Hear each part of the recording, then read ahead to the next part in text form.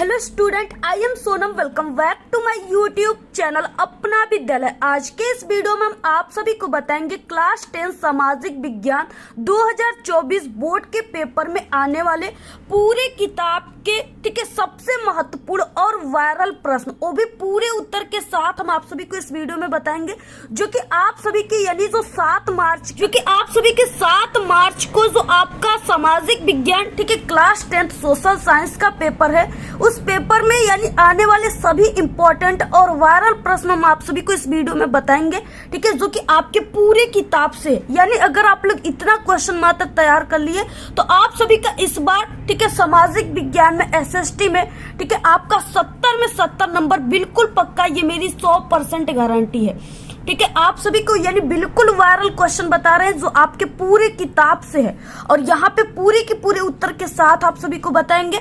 और यहाँ पे ठीक है, और ये क्वेश्चन आप सभी के यानी 2024 बोर्ड एग्जाम में 100% गारंटी कि आपके सोशल साइंस के पेपर में बिल्कुल छप चुके हैं। ठीक है, और इसमें हम आप सभी को यानी सबसे पहले कि हम आप सभी को यानी महत्वपूर्ण बहुविकल्पी क्वेश्चन बताएंगे, ठीक है, जो कि 20 ऑब्जेक्टिव क्वेश्चन रहेंगे, क्योंकि 20 नंबर के ऑब्जेक्टिव क्वेश्चन आपके पेपर में आ रहे हैं। तो पूरे किताब से सबसे वायरल ऑब्जेक्टिव क्वेश्चन क्या है, ठीक है, एमसीक्यू क्वेश्चन, बहुविकल्पी क्वेश्चन, वो आप सभी को बताएंगे सबसे पहले। और उसके बाद आप सभी को महत्वपूर्ण जो लघु उत्तरीय प्रश्न है, ठीक है, यानी 4 नंबर वाले जो क्वेश्चन है उसको बताएंगे, ठीक है। और दीर्घ उत्तरीय क्वेश्चन जो कि आपके 6 नंबर वाले आते हैं आपके पेपर में सामाजिक विज्ञान के, तो वो वाले क्वेश्चन जो बिल्कुल वायरल है पूरे किताब से, ठीक है, वो क्वेश्चन। और इसके बाद मानचित्र संबंधित प्रश्न यानी 10 नंबर का क्वेश्चन सिर्फ आपके मानचित्र संबंधित प्रश्न ही आते हैं। तो वो कौन कौन से मानचित्र के सबसे वायरल क्वेश्चन है जो आपके एग्जाम में कंटिन्यू आते हैं आपके सामाजिक विज्ञान के पेपर में, ठीक है, वो क्वेश्चन हम आप सभी को इस वीडियो में बताने वाले। और अगर आप लोग मात्र इस वीडियो को ठीक है पूरा आप लोग वॉच कर लिए बिना स्किप किए, तो आप सभी का पूरे के पूरे जो है 70 में 70 नंबर सामाजिक विज्ञान में पक्का है। ठीक है, आप लोग 7 मार्च को सामाजिक विज्ञान के पेपर में बिल्कुल आप लोग धुआं उड़ा करके आओगे, पूरे के पूरे आंसर आप लोग छाप कर आओगे, आग लगा कर आओगे, ठीक है, बिल्कुल यानी टॉपर बनकर ही आओगे आप लोग अगर तैयारी कर लिए इतने क्वेश्चन का तब। ठीक है, आपको सबसे पहले बोर्ड एग्जाम में अगर आप लोग इस बार 95% लाना है आपको, तो आपको कुछ नहीं करना है, सबसे पहले इस वीडियो को लाइक कर देना है, चैनल पे नहीं तो चैनल को सब्सक्राइब करके आप लोग को बेल आइकन को जरूर प्रेस कर देना है। और इस वीडियो को आप लोग बिना स्किप किए ठीक है पूरा लास्ट तक देखिएगा, तभी आपको ये सभी वायरल क्वेश्चन 100% जो है समझ में आएंगे। तो देखिए, सबसे पहले कि हम आप सभी को जो 20 ऑब्जेक्टिव क्वेश्चन है जो वेरी मोस्ट इंपॉर्टेंट है, ठीक है, वो ऑब्जेक्टिव क्वेश्चन सबसे पहले हम आप सभी को बताएंगे। और इसके बाद हम आप सभी को जो लॉन्ग क्वेश्चन है, ठीक है, उसको बताएंगे। और आप सभी को कितना पेज लिखना है, कैसे लिखना है, जिससे आपको पूरे के पूरे अगर 4 नंबर वाले क्वेश्चन है तो पूरे 4 नंबर मिले, ठीक है। अगर वो 6 नंबर वाले क्वेश्चन है तो 6 के 6 पूरे नंबर आपको एग्जामिनर दे, एक भी नंबर आपका न कटे। यानी टॉपर स्टूडेंट कैसे लिखते हैं, लॉन्ग क्वेश्चन, शॉर्ट क्वेश्चन, सभी तरीका हम आप सभी को बताएंगे। सबसे पहले कि हम आपको ये ऑब्जेक्टिव क्वेश्चन बता देते हैं, ठीक है। तो यहाँ पे देखिए, ऑब्जेक्टिव क्वेश्चन का आंसर आप सभी को पता है कि आपको OMR सीट पे देना है, ठीक है, और जो कि हमने कई बार बता भी चुका है। इसके बाद देखिए, सबसे पहला क्वेश्चन है फ्रांस की क्रांति कब हुई थी, वेरी इंपॉर्टेंट क्वेश्चन है ये, ठीक है। तो फ्रांस की क्रांति कब हुई थी, 4 ऑप्शन है, 1688, ठीक है, 1789 और यहाँ पे 1914, 1939, ठीक है। तो जो फ्रांस की क्रांति हुई थी वो 1789 ईस्वी में हुआ था, ऑप्शन यहाँ पे बी राइट है। नेक्स्ट है जो कि लुई 16वें के शासन काल में हुआ था, किसके, लुई 16वें, ठीक है, ये उस समय के राजा थे। इसके बाद नेक्स्ट है यहाँ पे दूसरा क्वेश्चन, भारत में शिक्षक दिवस कब मनाया जाता है, काफी वायरल क्वेश्चन है, ठीक है। तो 10 दिसंबर को, 14 नवंबर को, या 5 सितंबर को, या 15 अगस्त को, ठीक है। तो यहाँ पे देखिए, यानी जो शिक्षक दिवस मनाया जाता है वो 5 सितंबर को मनाया जाता है। और बाल दिवस कब मनाया जाता है, इसका आंसर आप लोग कमेंट बॉक्स में खुद बताइएगा, ठीक है। इसके बाद नेक्स्ट है तीसरा क्वेश्चन, भारत में राष्ट्रपिता कहकर किसको संबोधित किया जाता है, राष्ट्रपिता कहकर किसको संबोधित किया जाता है। आप लोग देखिए, सभी क्वेश्चन का आंसर आप लोग बिल्कुल ऑनेस्टी के साथ हमसे पहले आप सभी लोग, ठीक है, किसको इन सभी क्वेश्चन का आंसर पता था, कमेंट में आप लोग बताइएगा कि आपके कितने क्वेश्चन का आंसर सही हुए, ठीक है। तो यहाँ पे भारत में राष्ट्रपिता कहकर किसको संबोधित किया जाता है, तो वो महात्मा गांधी को कहते हैं, ठीक है, ऑप्शन यहाँ पे ए राइट है। नेक्स्ट तो नेक्स्ट क्वेश्चन है संयुक्त राष्ट्र संघ का मुख्यालय कहाँ पर है? ठीक है, पहला है जिनेवा, दूसरा न्यूयॉर्क और तीसरा है द हेग। ठीक है, और चौथा इनमें से कोई नहीं। ठीक है, तो संयुक्त राष्ट्र संघ का मुख्यालय जो है वो न्यूयॉर्क में। ऑप्शन यहाँ पे बी राइट है। नेक्स्ट क्वेश्चन क्या है? पांचवा है भारतीय राष्ट्रीय कांग्रेस की स्थापना कब हुई थी? काफी इंपॉर्टेंट क्वेश्चन है ये। ठीक है, ऑप्शन है 1885, 1904, 1857, ठीक है, 1855। तो यहाँ पे भारतीय राष्ट्रीय कांग्रेस का जो स्थापना हुआ था वो 1885 में हुआ था। ऑप्शन यहाँ पे ए राइट है। लिखित संविधान भारत में कब लागू हुआ? ठीक है, लिखित संविधान जो है भारत में 26 जनवरी को लागू हुआ। ऑप्शन यहाँ पे डी राइट है। निम्न में से कौन सी रोपड़ फसल है? ठीक है, यानी उसको उसकी रोपड़ की जाती है। ठीक है, यानी उसको जमीन में इस तरीके से रोपड़ उसका होता है।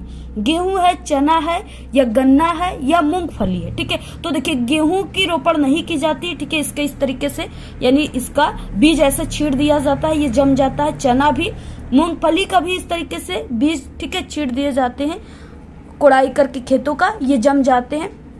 लेकिन ये गन्ना जो है इसको क्या किया जाता है? पहले खेतों को इस तरीके से जुताया जाता है। ठीक है, उसके बाद इसमें इस तरीके से नाली टाइप के बनाए जाते हैं और इसके बाद इसमें ऐसे गन्ना जो होता है, ईख जो होता है, ठीक है, उसको इस तरीके से ऐसे दफनाया जाता है और उसके ऊपर से माटी डाला जाता है। ठीक है, तब जाकर के यानी कि 10 दिन 12 दिन के बाद शायद इसमें से गन्ने निकलते पौधे, उसके बाद उसके गन्ने होते हैं। ठीक है, यानी इस तरीके से उसको किया जाता है। जो किसान लोग होंगे जिनके घर खेती बाड़ी होती होगी उनको इसकी काफी अच्छी नॉलेज होगी। तो इस तरीके से इसमें गन्ना जो है ये रोपड़ फसल है। ठीक है, 8वां क्वेश्चन है निम्न में से कौन सा संसाधन पुनः चक्रीय है? यानी ऐसा कौन सा संसाधन है जो फिर से यानी वो चीजें बार बार बनाई जाती है उससे? वो है लोहा। ठीक है, लोहा जो है वो पुनः चक्रीय है। लोहा से आप सभी लोग बहुत सारे चीजों को बना सकते हो। ठीक है, कई प्रकार की अगर कोई कढ़ाई है उसको गला करके फिर से उसको उससे भगोने बना दो। ठीक है, पलटे कलछुल बना दो, यानी इस तरीके से ये पुनः चक्रीय है। इसके बाद नेक्स्ट है यहाँ पे 9 क्वेश्चन। जो कोरबा है वो प्रसिद्ध है, ये काफी इंपॉर्टेंट क्वेश्चन है। कोरबा जो है किसके लिए प्रसिद्ध है? कोरबा एक स्थान है। ठीक है, और ये जो है कोरबा में सबसे ज्यादा जो है कोयला होते हैं, यानी ये कोयला के लिए प्रसिद्ध है। ऑप्शन बी राइट है।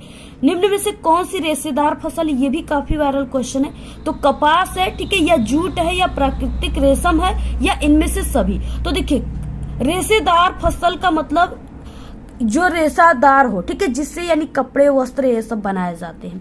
तो कपास से वस्त्र बनते हैं, जूट से भी बनते हैं और प्राकृतिक रेशम से भी बनते हैं। तो यहाँ पे क्या हो जाएगा? Option D. इनमें बहुत ही ध्यान से इन सभी क्वेश्चनों को पढ़िएगा। ठीक है, समझिएगा, बहुत ही क्वेश्चन वायरल क्वेश्चन है और ऐसे ही क्वेश्चन आपके सामाजिक विज्ञान के पेपर में आते हैं। ठीक है, पिछले 5 सालों के एक्सपीरियंस के साथ हम आप सभी को बता रहे हैं, बिल्कुल इसी टाइप के क्वेश्चन आप सभी के पेपर में सामाजिक विज्ञान के आते हैं। अगर आप लोग ऐसे टाइप के क्वेश्चन को तैयार कर लिए सिर्फ हमारे चैनल से, तो आपका पूरा का पूरा 70 में 70 नंबर बिल्कुल पक्का है। ठीक है, पूरी तैयारी आप सभी को हम कराएंगे। ठीक है, पूरी की पूरी तैयारी आपका 10 से 15 दिन में पूरी संपूर्ण तैयारी आप सभी को ऑल सब्जेक्ट का हमारे चैनल पे हो जाएगा, जिससे आप सभी लोग कम समय में भी एक कमजोर से कमजोर स्टूडेंट हमारे चैनल से पढ़ करके टॉपर बन सकता है। ठीक है, यानी एक कमजोर स्टूडेंट भी बोर्ड एग्जाम में 90%, ठीक है, और 95% बहुत ही आसान तरीके से ला सकते हैं। इतनी अच्छी अच्छी ट्रिक और टिप्स हम आप सभी को, इतने वायरल क्वेश्चन बताएंगे जो आपके पेपर में बिल्कुल छपे हुए हैं, सिर्फ आपको जाकर के छापना है। ठीक है, इस तरीके से आप सभी को ऐसे ऐसे क्वेश्चन बताएंगे, इसलिए कह रहे हैं कि चैनल को आप लोग सब्सक्राइब कर लीजिए बिल्कुल और बेल आइकन को प्रेस करके रखिए। ठीक है, क्योंकि आपकी एग्जाम बहुत करीब आ चुकी है। अब इतनी जबरदस्त आग लगाने वाली वीडियो आएंगी जिससे आप लोग कम समय में भी बहुत अच्छे नंबर लाओगे। इसके बाद नेक्स्ट है निम्न पड़ोसी देशों में से मानव विकास के लिहाज से किस देश की स्थिति भारत से बेहतर है? ठीक है, तो किस देश की स्थिति भारत से बेहतर है? श्रीलंका। ठीक है, ये हमने कल के वीडियो में भी बताया था। श्रीलंका जो है उसकी स्थिति भारत से थोड़ा बेहतर है। क्यों है? क्योंकि जो श्रीलंका है ये बहुत ही इसका कम क्षेत्रफल है, यहाँ पे जनसंख्या बहुत ही कम है, भारत की अपेक्षा तो बहुत ही कम है, इसलिए श्रीलंका जो है ये भारत के लिहाज से थोड़ा इसकी स्थिति बेहतर है। इसके बाद नेक्स्ट 12 क्वेश्चन। एक वस्तु का अधिकांशतः प्राकृतिक प्रक्रिया से उत्पादन सम्मिलित है। ठीक है, यानी कोई भी वस्तु है उसका अधिक से अधिक जो उत्पादन हो रहा है, ठीक है, यानी उसको पैदा किया जा रहा है अधिक से अधिक। फसल जैसे हो गया चावल, गेहूं, ये सब चीजें हो गई प्राकृतिक उत्पादन में। ठीक है, तो वो किससे संबंधित, यानी प्राकृतिक जो है उत्पादन वो किससे सम्मिलित होता है, किस में आता है? ठीक, जो प्राकृतिक उत्पादन है यानी जैसे गेहूं, चावल और अनेक प्रकार के साग सब्जियां, ये सब जो चीजें हैं, ठीक है, ये किस क्षेत्रक में आएंगे? तो वो प्राथमिक क्षेत्रक में आएंगे। ऑप्शन यहाँ पे ए राइट है। बहुत ही वायरल है, ऐसे आपके 60 क्वेश्चन, लॉन्ग क्वेश्चन दोनों आएंगे पेपर में। नेक्स्ट है 13 क्वेश्चन यहाँ पे, ब्रुसेल्स में कितने प्रतिशत आबादी फ्रेंच भाषा का प्रयोग करती है? ठीक है, ये कोई एक देश है जहाँ पे फ्रेंच भाषा का उपयोग किया जाता है। ठीक है, यानी कुछ प्रतिशत लोग करते हैं, तो वो 80% यानी 80% सिर्फ फ्रेंच भाषा का प्रयोग करते हैं, बाकी 20% जो है वो अपने देश की भाषा का प्रयोग करते हैं। तो यहाँ पे क्या हो गया? ऑप्शन डी राइट है। नेक्स्ट 14 क्वेश्चन, भारतीय संविधान की 8वीं अनुसूची में कितनी भाषाओं का समावेश है? ठीक है, तो वो 22 भाषाओं का समावेश है। ऑप्शन यहाँ पे बी राइट है। 15 क्वेश्चन है, देश के पूर्वी और दक्षिणी भाग की मुख्य खाद्य फसल कौन सी है? चावल है, गेहूं है, तिलहन है या बाजरा है? ठीक है, तो कौन सी है इसमें से? वो चावल है, यानी पूर्वी और दक्षिणी भाग में। ठीक है, इसमें क्या हो गया? पूर्वी, ठीक है, पूर्वी और दक्षिणी भाग में क्या होते हैं? सबसे अधिक चावल की खेती होती है। ऑप्शन यहाँ पे ए राइट है। नेक्स्ट है यहाँ पे 16 क्वेश्चन, शाकाहारी भोजन में कौन सी फसल प्रोटीन का मुख्य स्रोत है? ठीक है, जैसा कि आप लोग जानते ही होंगे कि जो प्रोटीन है वो सबसे ज्यादा मांस, मछली, अंडे ये सब में पाया जाते हैं। ठीक है, लेकिन जैसे कोई शाकाहार वो है, ठीक है, मांसाहारी, उनको तो प्रोटीन मिल ही गया। ठीक है, वो मांस, मछली, अंडा ये सब खा लिए। लेकिन जो शाकाहारी है वो प्रोटीन की मात्रा अगर उनके अंदर कमी है, ठीक है, उनके बॉडी में कमी है प्रोटीन की मात्रा, तो वो अपनी प्रोटीन की मात्रा को कैसे पूरा करेंगे? ठीक है, यानी वो क्या खाएंगे? गेहूं खाएंगे, चावल या तिलहन, ठीक है, या दलहन। ठीक है, किससे उनकी जो प्रोटीन की मात्रा है वो पूर्ण होएगी? तो वो दलहन है, यानी जितने भी प्रकार की दाल होती हैं, ठीक है, जैसे चने का दाल, अरहर का दाल और होते हैं मूंग के दाल, ठीक है, और मंसूर के दाल, यानी कई प्रकार के जो दाल होते हैं ना, उसमें सबसे ज्यादा मात्रा में दालों में, ठीक है, यानी बहुत ही अधिक मात्रा में प्रोटीन पाए जाते हैं। तो जितने भी लोग हैं, ठीक है, जो यानी शाकाहारी है, मांसाहारी नहीं है, उनको अधिक से अधिक दाल की सेवन करना चाहिए। ठीक है, वो अपने डेली लाइफ में यानी डेली भोजन में दाल का प्रयोग जरूर करें। इसके बाद नेक्स्ट है 17 क्वेश्चन, वैश्वीकरण अब तक किसके पक्ष में रहा है? तो वैश्वीकरण जो है वो अब तक विकसित देश के पक्ष में रहा। ऑप्शन बी राइट है। पार्वती घाटी किस राज्य में स्थित है? ठीक है, ये भी काफी इंपॉर्टेंट क्वेश्चन है। तो ये हिमाचल प्रदेश में स्थित है। ऑप्शन डी राइट है। नेक्स्ट है यहाँ पे देखिए क्वेश्चन 19, जर्मनी का राष्ट्र रूपक क्या है? मरियान है, जर्मेनिया है, आयरन है या भारत माता है? ठीक है, यानी जर्मनी का जो राष्ट्र रूपक है वो क्या है? जर्मेनिया है। ऑप्शन यहाँ पे बी राइट है। नेक्स्ट है कृषि एवं वाल्मीकि किस क्षेत्र से संबंधित है? ठीक है, किस क्षेत्र से संबंधित है? तृतीय, द्वितीय, ठीक है, प्राथमिक या ये तीनों? तो ये प्राथमिक क्षेत्र से संबंधित है जो होता है। ठीक है, कृषि जो है हमने बताया आपको, जो प्राकृतिक उत्पादन है वो किससे संबंधित है? वो प्राथमिक क्षेत्र से संबंधित है। हमने ऊपर आप सभी को क्वेश्चन में बताया। ठीक है, तो इस तरीके से यहाँ पे ऑप्शन सी राइट है। ये थे 20 ऑब्जेक्टिव क्वेश्चन जो काफी इंपॉर्टेंट क्वेश्चन है। आप लोग इन सभी क्वेश्चन को तैयार कर लीजिए। अब इसके बाद आते हैं 60 क्वेश्चन और लॉन्ग क्वेश्चन। ठीक है, तो देखिए सबसे पहले कि हम आप सभी को, ठीक है, कितने नंबर वाले? 4 नंबर वाले क्वेश्चन को बताएंगे और इसके बाद हम आप सभी को 6 नंबर वाले क्वेश्चन को बताएंगे। तो देखिए 4 नंबर वाले जो क्वेश्चन है इसका आंसर आपको कम से कम 1.5 पेज में लिखना है, तभी आपको पूरे 4 नंबर मिलेंगे। ठीक है, तो यहाँ पे देखिए, और देखिए आपकी यानी कि उस क्वेश्चन से हिसाब से ही आंसर लिखना है, यानी वो क्वेश्चन जैसा रहेगा उसी हिसाब से आपको आंसर लिखना है। अब ये नहीं कि अगर क्वेश्चन आ गया कि जो भारतीय, ठीक है, यानी भारतीय आंदोलन था, राष्ट्रीय आंदोलन, उसमें भाग लेने वाले 4 नेताओं के नाम लिखिए, तो ये नहीं कि आपको उसको 1.5 पेज में लिखना है। अगर 4 नंबर का है तो सिर्फ 4 नेताओं का सिंपली नाम लिख देना है। ठीक है, तो यानी क्वेश्चन के हिसाब से आपको आंसर लिखना है। तो यहाँ पे देखिए पहला क्वेश्चन है इस तरीके से, सबसे इंपॉर्टेंट क्वेश्चन, 60 क्वेश्चन है ये, 4 नंबर वाले क्वेश्चन। ठीक है, वो क्या है कि ऑटो वन बिस्मार्क को जर्मनी के एकीकरण का जनक क्यों कहा जाता है, और 2 कारण लिखिए। यानी 2 नंबर आपको जनक क्यों कहा जाता है इस पे मिलेगा, और 2 नंबर अगर आप लोग कारण लिखोगे तब मिलेगा। टोटल 4 नंबर के हैं। अब देखिए उत्तर क्या हो जाएगा, यानी यहाँ पे आप सभी को किस तरीके से लिखना है, बहुत ही सरल शब्दों में हम आपको उत्तर बता रहे हैं। ठीक है, ऑटो वन बिस्मार्क जो है वो जर्मन साम्राज्य का, ठीक है, साम्राज्य का क्या था, प्रथम चांसलर था, यानी प्रथम, ठीक है, वो राष्ट्र चलाने वाला था, चांसलर था होने के कारण, ठीक है, होने के साथ साथ वो तत्कालीन यूरोप का प्रभावशाली नेता भी था। जर्मनी के एकीकरण में बिस्मार्क की प्रमुख भूमिका थी। ठीक है, 1870 तक बिस्मार्क ने अपनी रक्त और लौह की नीति से अपने देश की राष्ट्रीय एकता के लिए वो जीत हासिल किया था। ठीक है, इसलिए उसे जर्मनी के एकीकरण का जनक कहा जाता है, यानी उसका जर्मनी का जो एकीकरण हुआ था उसमें ऑटो वन बिस्मार्क का सबसे महत्वपूर्ण योगदान था, यानी उसी के कारण वो जर्मनी का एकीकरण सफल हो पाया था। ठीक है, अब जिसके कारण होगा तो उसको जनक कहा ही जाएगा, तो इस तरीके से इसी कारण से ऑटो वन बिस्मार्क को जर्मनी के एकीकरण का जनक कहा जाता है। इसके बाद दो कारण क्या थे इसके, अब देखिए, यानी पहला कारण क्या हो जाएगा, ऑटो वन बिस्मार्क जो था वो रक्त और लौह की नीति यानी सैन्य शक्ति, ठीक है, अपनी जब युद्ध हुआ था ना तो वो जर्मनी में, तो वो क्या किया था, अपनी सैन्य शक्ति को लेकर, यानी अपनी जो भी फौज है, आर्मी है, उनको लेकर के वो लौह और नीति, ठीक है, रक्त और लौह की नीति, यानी चाहे जितना भी युद्ध हो, ठीक है, चाहे जितने भी लोग मरे, रक्त बहे, लेकिन वो अपनी नीति पर अड़ा रहेगा। तो इसलिए वो रक्त और लौह की नीति पर चल करके, ठीक है, जर्मनी का एकीकरण करने में अपना महत्वपूर्ण भूमिका निभाया, इसलिए उसे जर्मनी के एकीकरण का जनक कहते हैं। पहला ये है।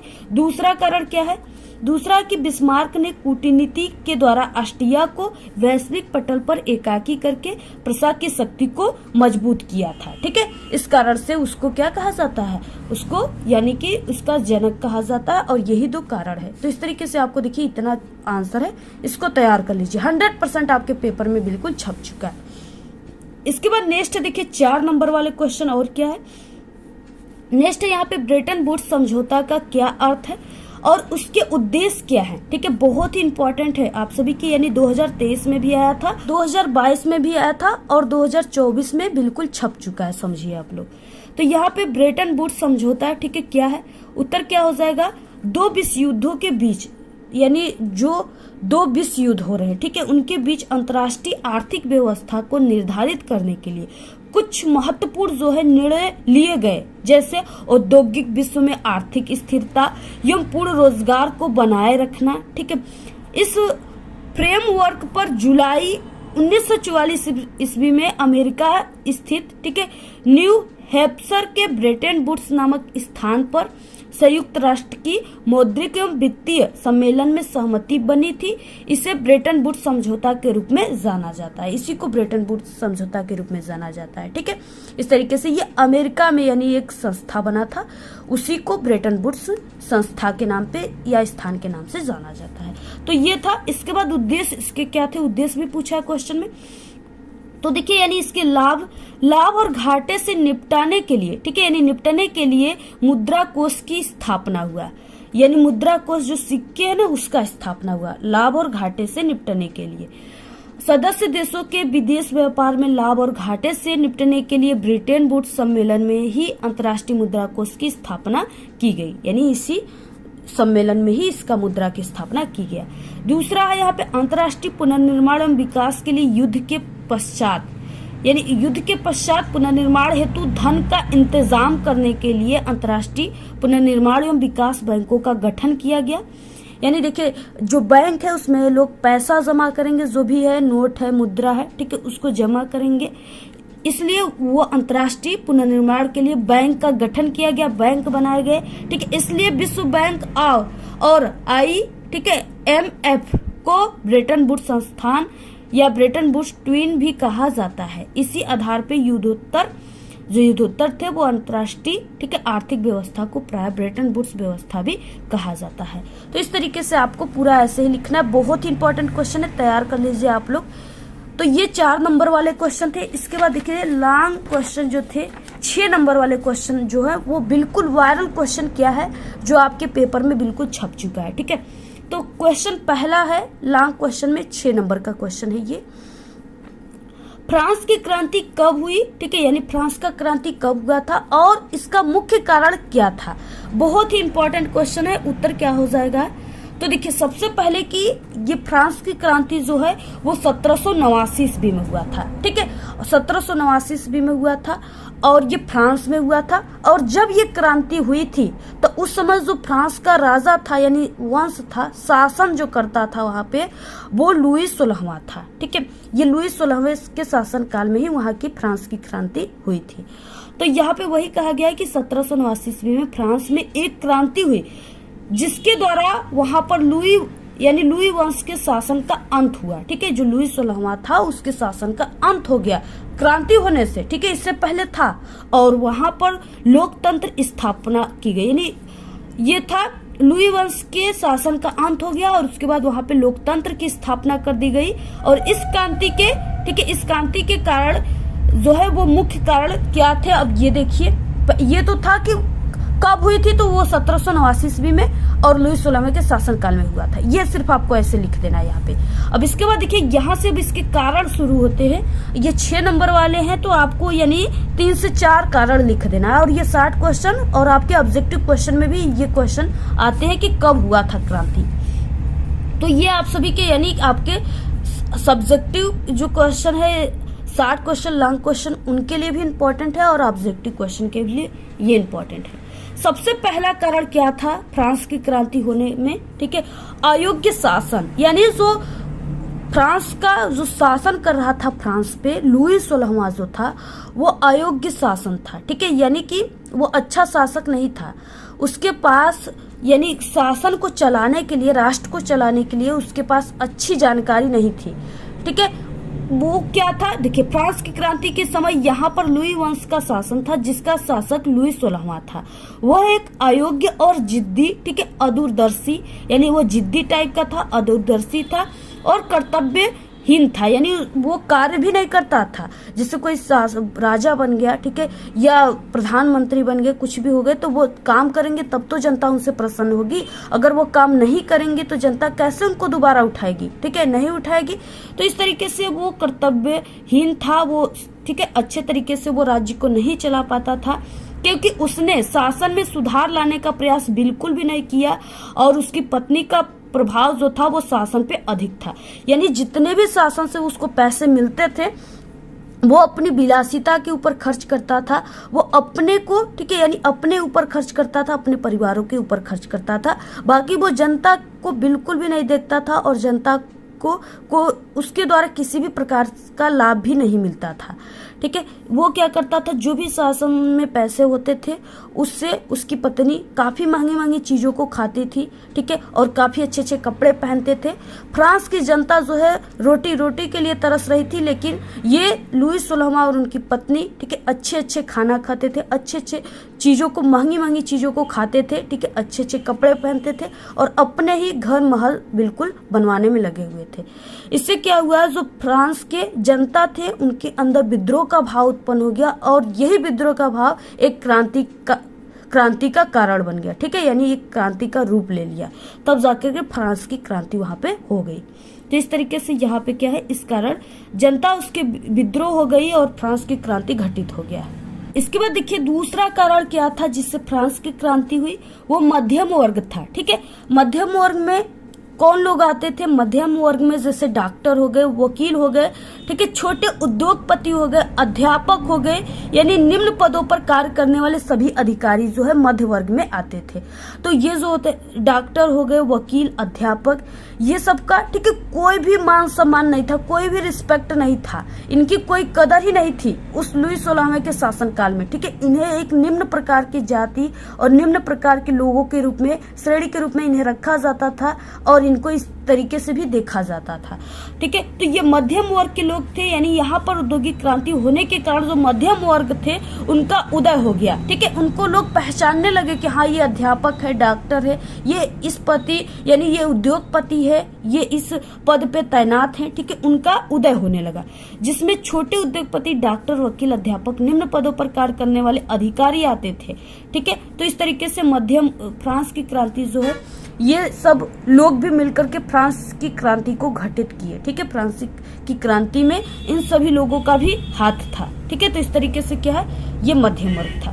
तीसरा क्या है यहाँ पे, आम जनता की दयनीय स्थिति, ये चीजें, ठीक है, आम जनता की दयनीय स्थिति होने के कारण भी फ्रांस की क्रांति घटित हुई।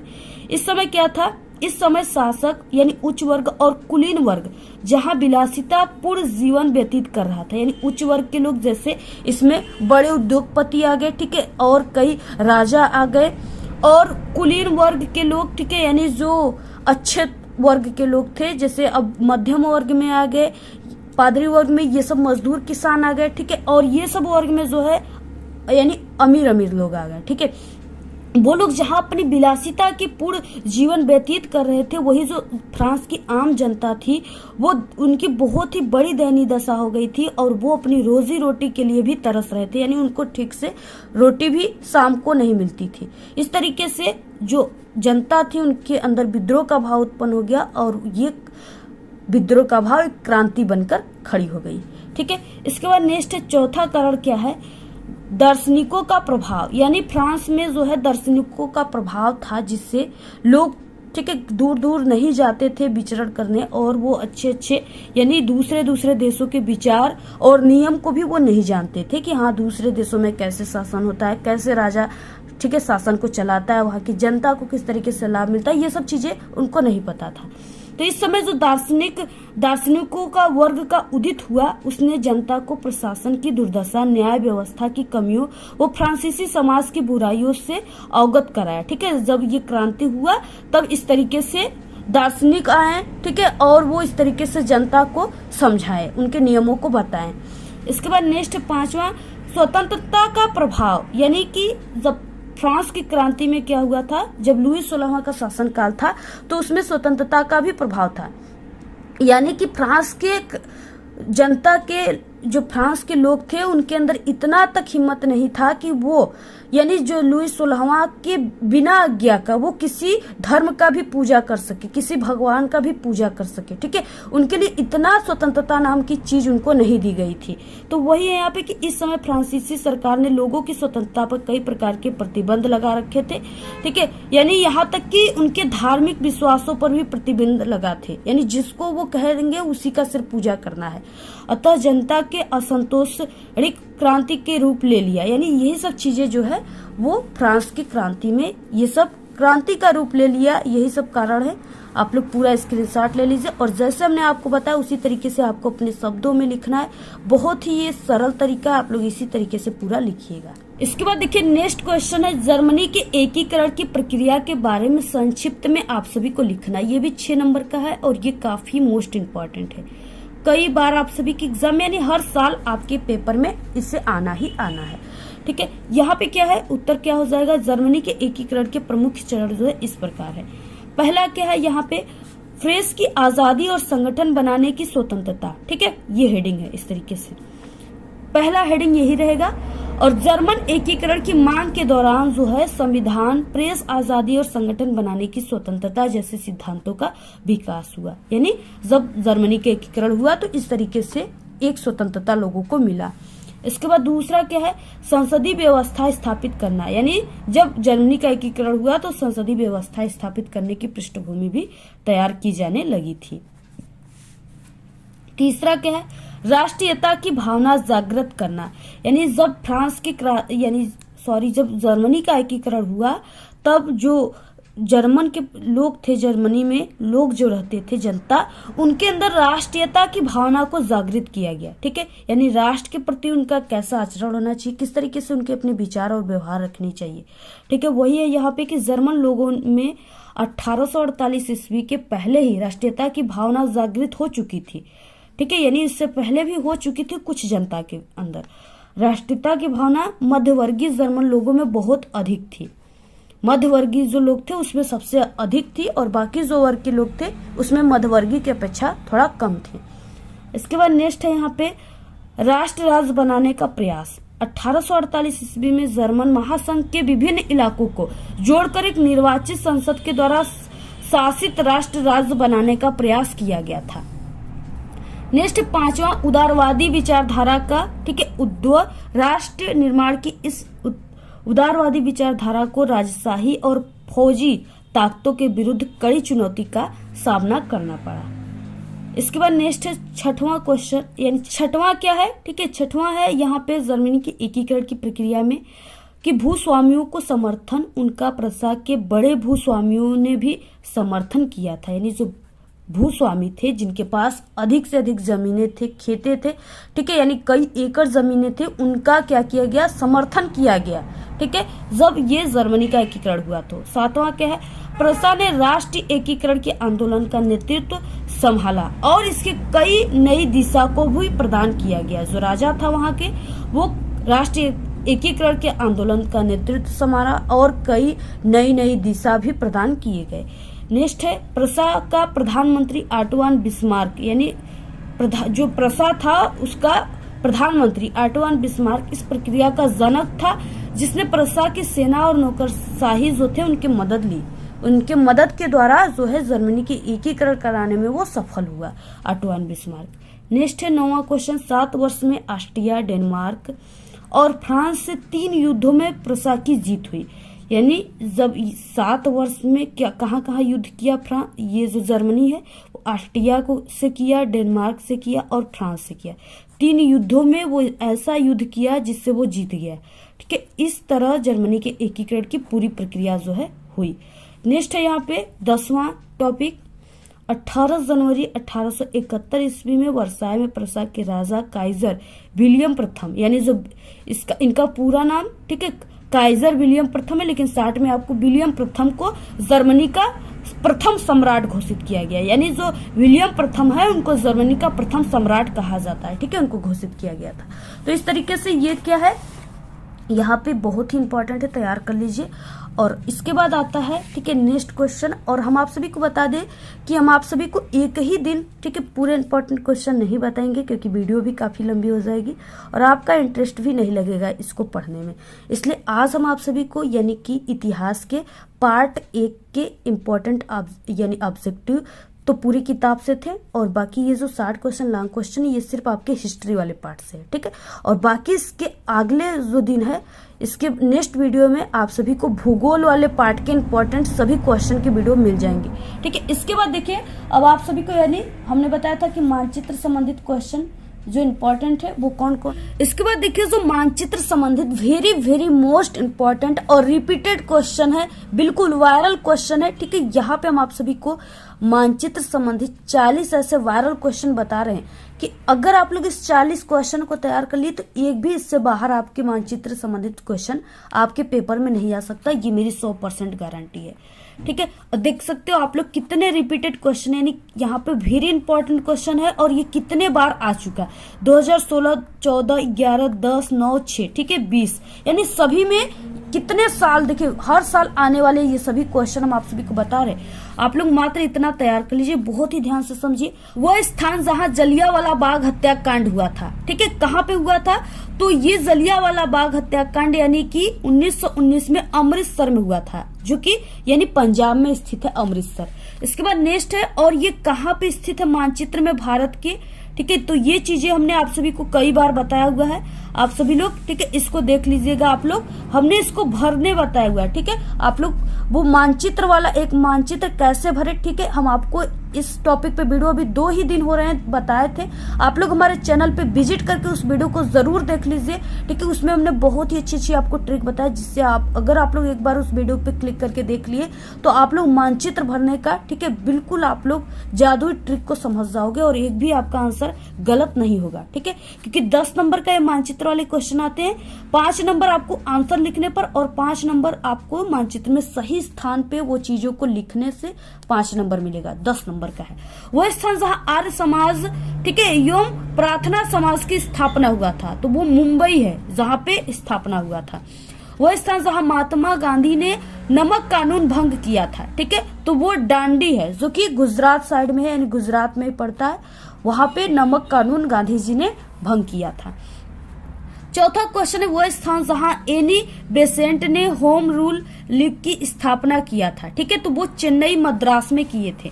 इसके बाद वो स्थान जहां चंद्रशेखर आजाद शहीद हुए थे, कहाँ पे ही हुए थे, तो वो इलाहाबाद में हुए थे। ठीक है, वह नगर जहां 1765 ईस्वी में मुगल सम्राट शाह आलम और अंग्रेजों के बीच संधि हुई थी। ठीक है, यानी युद्ध हुआ था, तो वो था इलाहाबाद।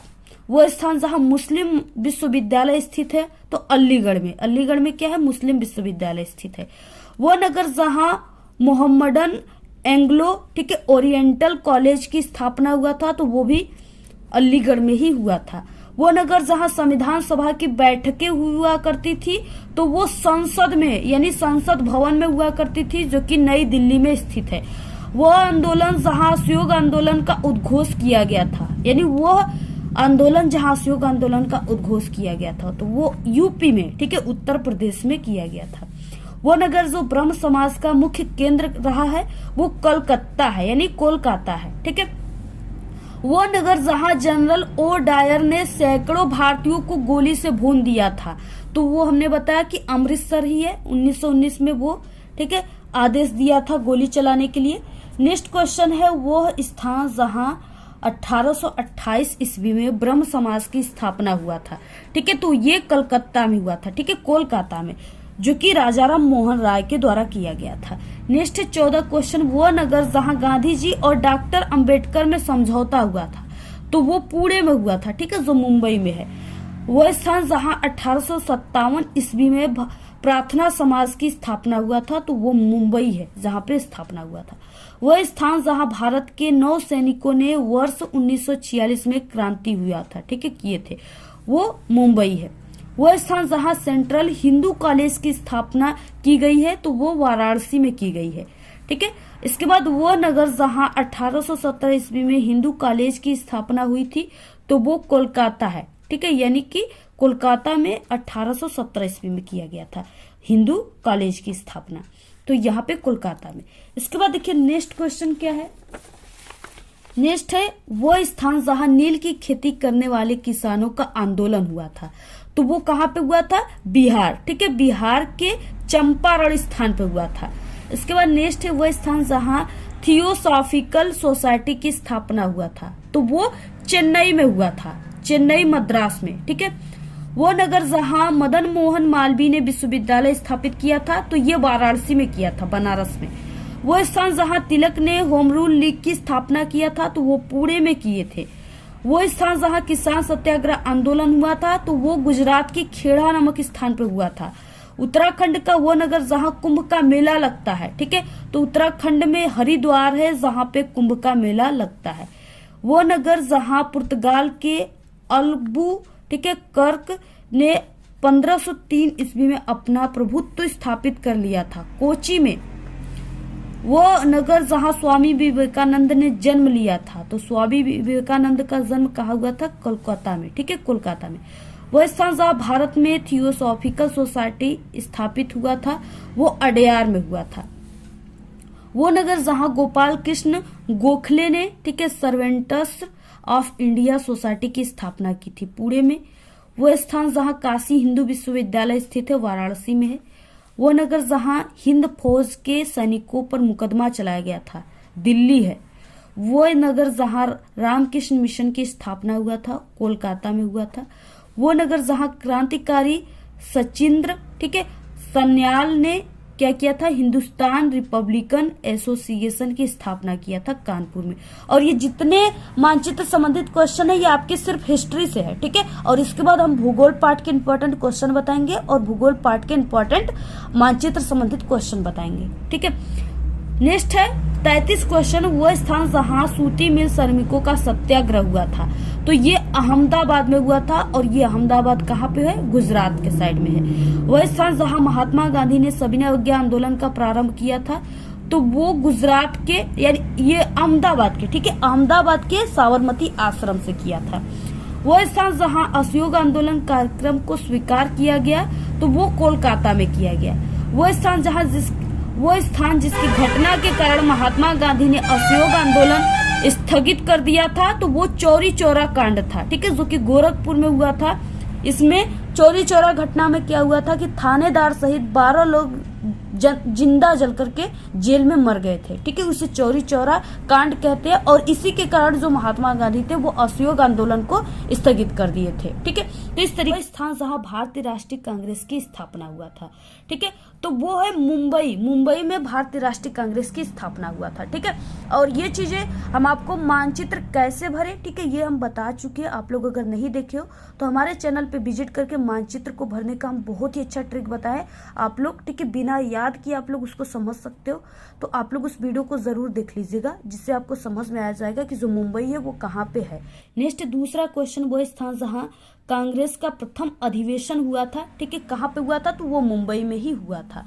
वो नगर जहां कांग्रेस ने वर्ष 1942 में भारत छोड़ो का प्रस्ताव पारित किया था, तो वो मुंबई में ही किया था। ठीक है, इसके बाद वो स्थान जहां कांग्रेस का 1892 ईस्वी में अधिवेशन हुआ था। ठीक है, तो वो इलाहाबाद में हुआ था। वो स्थान जहां भारतीय राष्ट्रीय कांग्रेस का वर्ष 1907 में विभाजन हुआ था। देखिए, ये कांग्रेस वाला जो क्वेश्चन है ना, ये क्या है कि आपको लगेगा कि सभी टाइप के एक ही क्वेश्चन है, लेकिन ऐसे क्वेश्चन आपके पेपर में आता है मानचित्र में जो सबसे ज्यादा आपको कंफ्यूज करे। ठीक है, तो वो सूरत में हुआ था। नेक्स्ट स्थान जहां कांग्रेस मुस्लिम लीग का वर्ष 1916 में समझौता हुआ था। ठीक है, तो वो लखनऊ में हुआ था। वह स्थान जहां होम रूल लीग का प्रस्ताव पारित किया गया था, तो लखनऊ में हुआ था। ठीक है, वह स्थान जहां पर वर्ष 1925 में कांग्रेस का अधिवेशन हुआ था, तो वो कानपुर में हुआ था। वह स्थान जहां वर्ष 1912 में कांग्रेस का अधिवेशन हुआ था, तो वो बांकीपुर, ठीक है, पटना में हुआ था। वह स्थान जहां वर्ष 1946 में कांग्रेस का अधिवेशन हुआ था, तो वो मेरठ में हुआ था। वो नगर जहां वर्ष 1905 में कांग्रेस का अधिवेशन हुआ था, तो वाराणसी बनारस में हुआ था।